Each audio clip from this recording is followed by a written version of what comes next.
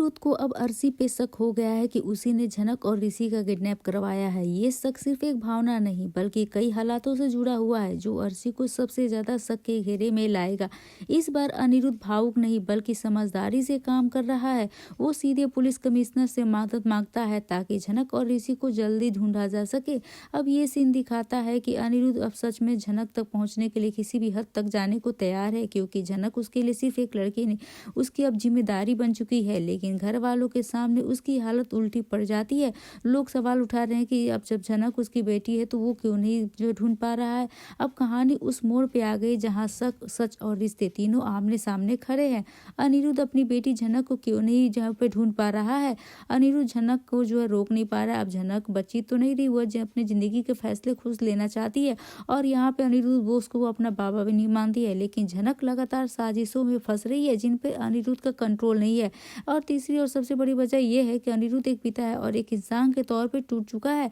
वह झनक को बांध कर नहीं रख सकता है और जब दुश्मन घर के अंदर हो, अर्शी जैसी सोच हो, तब बेटी को बचाना और भी मुश्किल हो जाता है।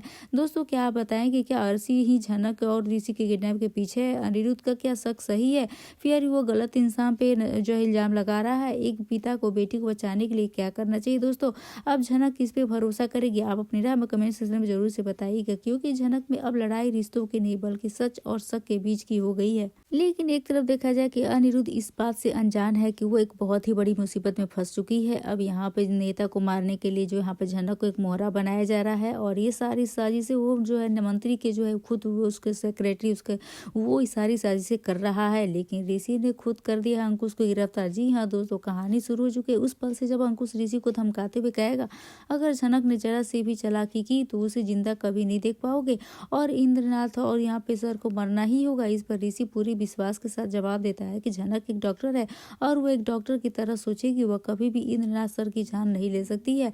ऋषि की यह बात सुनकर अंकुश को बेहद गुस्सा आ जाता है। वह तैस में आकर कहता है अच्छा तो तुम दोनों मेरे हाथों मरना चाहते हो, मैं झनक को भी नहीं छोड़ूंगा। इसके बाद अंकुश ऋषि को एक कमरे में बंद करके वहां से चला जाता है। ऋषि चारों तरफ नजर दौड़ाए कहीं मौजूद तो कुछ तो नहीं है। जब उसे यकीन हो जाता है कि कमरे में कोई नहीं है तो वो अपने हाथ पैरों पर बंधी रस्सियों को किसी तरह खोलने की कोशिश करेगा और आखिरकार खुद को आजाद कर लेता है।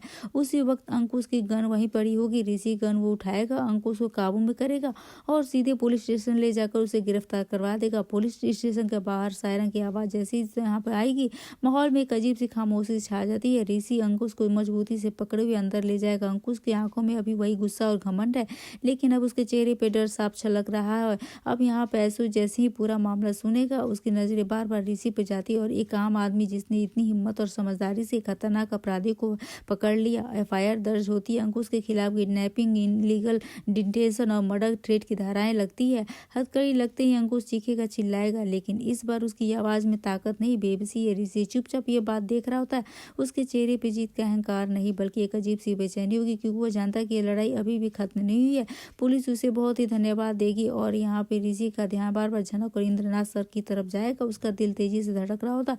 दूसरी तरफ वहीं पे जो है ऋषि का पूरा परिवार जो है वो झनक को हॉस्पिटल में देख के उसे बहुत ताने सुनाएगा कि कहाँ है यहाँ पे ऋषि और यहाँ पे झनक जो है यहाँ पे सभी जो है आदमी फैले होते हैं अंकुश के, तो वो कुछ भी किसी को कुछ बता नहीं पाती है, जिससे कि पूरे घर वाले और वहाँ पे अदिति भी काफी ज्यादा झनक पे गुस्सा करते हुए नजर आ रहे हैं। लेकिन यहाँ पे झनक सोचती है कि मैं आप लोग को कुछ नहीं बता सकती हूँ, क्योंकि यहाँ पे जो है पूरे उनके आस अंकुश के आदमी जो घूम रहे हैं, अगर मैंने कुछ भी बोला तो यहाँ पर ऋषि की जान को खतरा हो सकता है और ऋषि की जान को बचाने के लिए यहाँ पर झनक चुपचाप रह जाती है।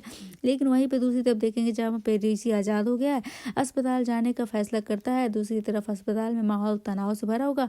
झनक ऑपरेशन थिएटर से बाहर आती है, उसका चेहरा थका हुआ, आंखों में डर, उम्मीद। वो बताती है इंद्रनाथ सर अब नाजुक हालत में है लेकिन खतरे से बाहर है। यह सुनकर नर्स से कुछ स्टाफ राहत की सांस लेंगे। झनक एक पल के लिए जो है यहाँ पे माथा टेक कर खड़ी हो जाती है। आज पहली बार उसकी आंखों में आंसू निकलेंगे। डर रहेगा, थकान के उस दबाव से जिसे अब तक खुद के अंदर दबाए हुए थी। उसी वक्त ऋषि वहां पे अस्पताल पहुंच जाता है। झनक जैसे ही उसे देखती है, उसे अंदर का सारा संयम टूट जाता है। बिना कुछ कहे वो बस उसकी तरफ देखती रहती है और यही नजर ऋषि के लिए काफी होगा। वो समझ जाता है झनक अंदर से कितनी टूट चुकी है। वो धीरे से कहता है सब खत्म हो गया है, अंकुश पुलिस की गिरफ्त में हो गया है। झनक उसकी बात सुनकर पूरी तरह से स्तब्ध रह जाती है। कुछ सेकंड के लिए तो कुछ वो बोल ही नहीं पाती है। फिर धीरे धीरे उसे यकीन होता है जो डर उसे हर पल खाए जा रहा था वो अब सलाखों के पीछे है। वह ऋषि ऋषि का धन्यवाद कहेगी और उसकी आंखों में देखेगी और यही नज़र उनके रिश्ते को गहराएगा। लेकिन कहानी का दूसरा पहलू बोस हाउस में चल रहा होगा। अर्शी को जैसी खबर मिलती है अंकुश गिरफ्तार हो चुका है, उसका चेहरा सख्त हो जाता है। उसे सबसे डर इस बात का होता है कि अंकुश कहीं कुछ उगल ना दे। इसका मतलब यहाँ पे सारी प्लानिंग जो है यहाँ पर अर्शी ने की है। अब अदिति वहीं खड़ी सारी चीजें सुन लेगी, उसके चेहरे पे शॉकिंग हो जाएगी, उलझन ज्यादा होगी। उसके मन में पहली बार यह सवाल उठेगा, क्या सच में ऋषि इतना मजबूत है और क्या झनक हर बार उसे आगे निकल जाएगी। अदिति अंदर से टूटने लगेगी। उसे याद आएगा कैसे ऋषि कभी उसका ढाल बना हुआ था और आज वह ऋषि झनक के लिए अपनी जान जोखिम में डाल चुका है। उसकी आंखों में जलन और असुरक्षा एक खतरनाक रूप लेने वाली है। अर्शी धीरे से उसके कंधे पर हाथ रखती है और कान में कहेगी, यह सब अभी खत्म नहीं हुआ है, यहीं से माँ बेटी की नई साजिश शुरू होने वाली है। अस्पताल में इंद्रनाथ सर जो होश में आएंगे, उनकी पहली नजर झनक को जो है ढूंढेगी और उनका हाथ पकड़कर बस इतना कहते हैं, तुमने अपने पेशे की लाज रख ली। झनक की आंखें भर जाती हैं। ऋषि या दूर से ही देख रहा होता, उसके दिल में गर्व भी और डर भी, क्योंकि इंद्रनाथ सर बहुत कुछ जानते हैं और सच अब ज्यादा देर छुप नहीं रह सकता है। उसी रात ऋषि अकेले में बैठकर सोचेगा, अंकुश की गिरफ्तारी से आज एक रास्ता साफ हो गया। लेकिन दोस्तों सच्चाई का बोझ अब भी और भारी होगा। वो जानता है कि एक दिन अनिरुद्ध के सामने ये सच्चाई जरूर आएगी। झनक उसी की बेटी है, बस सवाल यह है कि एक दिन उसकी इसके लिए सबसे ज्यादा तबाही लेकर आने वाला है। झनक सबसे ज्यादा तबाही लेकर आने वाला है। सोचते हुए ऋषि की आंखों में नींद कोसों दूर तक रहती है।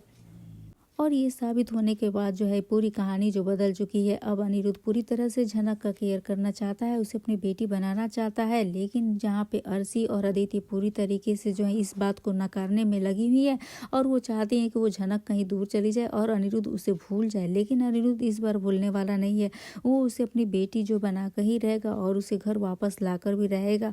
लेकिन यहाँ पूरी तरह से देखेंगे, जहाँ पे अंकुश जो है पुलिस स्टेशन में जो उसे लॉकअप में डाला रहता है, अंधेरी कोठरी में बैठा अंकुश बार बार सोचेगा, उसका घमंड टूटा नहीं है, बस अभी दबा हुआ है।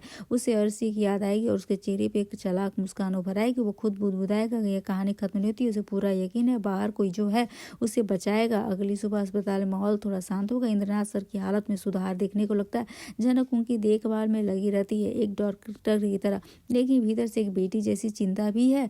हर बार जब इंद्रनाथ सर उसकी तरफ देखते हैं, उसकी आंखों में कुछ अनकही सी बातें होती है, जैसे वो बहुत कुछ सच कहना चाहते हो, लेकिन सही वक्त का इंतजार कर रहे हैं। झनक यह महसूस करती है, मगर सवाल पूछने की हिम्मत नहीं जुटा पाती। ऋषि अस्पताल आएगा और वह झनक से ज्यादा बात नहीं कर पाता, लेकिन उसकी मौजूदगी ही उसे हिम्मत देती है।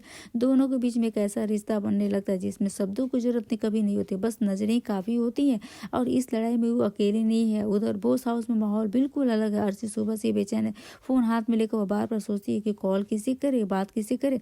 अदिति उसके सामने है, लेकिन आज उसकी आंखों में सिर्फ जलन नहीं, डर भी है। उससे पहली बार ऐसा होता है कि ऋषि अब उसके कंट्रोल में नहीं रहा। उस धीरे से अपने पूछता है, माँ अगर अंकुश ने कुछ बता दिया तो। अर्शी की आंखें सख्त हो जाती है। वो ठंडे लहजे में जवाब देती है, वो कुछ नहीं बोलेगा, अगर बोला तो हम भी उसे जो है खेल पलट देंगे। इसी बीच अनिरुद्ध अंकुश को गिरफ्तारी की खबर मिलेगी। वो चौंक जाता है। उसके मन में सबसे पहले ख्याल यही आएगा। वो खुद को समझाने की कोशिश करता है, उसे बेवजह परेशान नहीं होना चाहिए, लेकिन दिल मानने को तैयार नहीं है। कहीं ना कहीं उसके भीतर एक पिता जागने लगा है, वो जिसे वह नकारता आया है। शाम होते पुलिस स्टेशन से खबर आता है कि अंकुश ने वकील मांग लिया है। यह खबर अर्शी तक पहुंचने वाली है। उसके चेहरे का रंग बदल जाएगा। वह जानती है कि वह इस वक्त जो अदिति है सबसे देख रही है और उसके भीतर एक अजीब सी कसमकस शुरू हो जाती है। एक तरफ माँ, दूसरी तरफ उसका प्यार और बीच में झनक जो भी ना कुछ छीने सब कुछ पा रही है। रात को जो है झनक अस्पताल कोर्ट में अकेले बैठी होगी। ऋषि जो है यहाँ पर उसके पास आकर बैठेगा। कुछ पल दोनों चुप रहेंगे, फिर ऋषि धीरे से कहता है, अब सब ठीक हो जाएगा। झनक जो है थोड़ी सी शांत और सब रहती है और यहाँ पे उसको सुकून रहता है कि अब मुझे डरने की जरूरत नहीं है। अंकुश अब जेल जा चुका है। ऋषि उसे देखता है, मन ही मन वो कसम खाता है कि अब जब तक झनक को कोई सच या साजिश तोड़ नहीं पाएगी। लेकिन उसी वक्त शहर के कोने में अर्शी अपनी अगली चाल की तैयारी करने वाली है। यह चाल सिर्फ झनक ही नहीं बल्कि अनिरुद्ध और ऋषि की जिंदगी पे भी उलटने वाली है। कहानी यहाँ से फिर नए मोड़ पे आ जाएगी, जहाँ सच्चाई पास आ रही है और साजिशें भी तेज हो रही है। तो यह देखना काफी ज्यादा दिलचस्प होने वाला है। दोस्तों क्या कहना चाहेंगे? यहाँ पर जो है अनिरुद्ध जो है झनक की फिक्र करता है, उसे अपनी बेटी बनाने के लिए बहुत ही ज्यादा कोशिश करता है। झनक उससे क्या उसे माफ कर देना चाहिए, अब उसे जो है अपने पिता के रूप में, बाबा के रूप में स्वीकार करने लगे चाहिए। लेकिन ये बात अर्शी और अदिति को बिल्कुल भी हजम नहीं होने वाली है। तो यह देखना काफी ज्यादा दिलचस्प होने वाला है कि अब कहानी में कौन सा मोड़ आएगा। जो इंद्रनाथ सर है वो भी जो है अब झनक को अपनी बेटी के रूप में मानने लगे, इतने जो उनकी जान जो बचे। तो ये देखना काफी ज्यादा दिलचस्प होने। दोस्तों क्या कहना चाहेंगे आज के इस एपिसोड का? आप अपनी राय कमेंट सेक्शन में जरूर से बताइएगा। वीडियो अच्छी लगी हो तो वैसे वीडियो को लाइक करेगा, शेयर करेगा और हमारे चैनल चैनल को सब्सक्राइब करना ना भूले दोस्तों।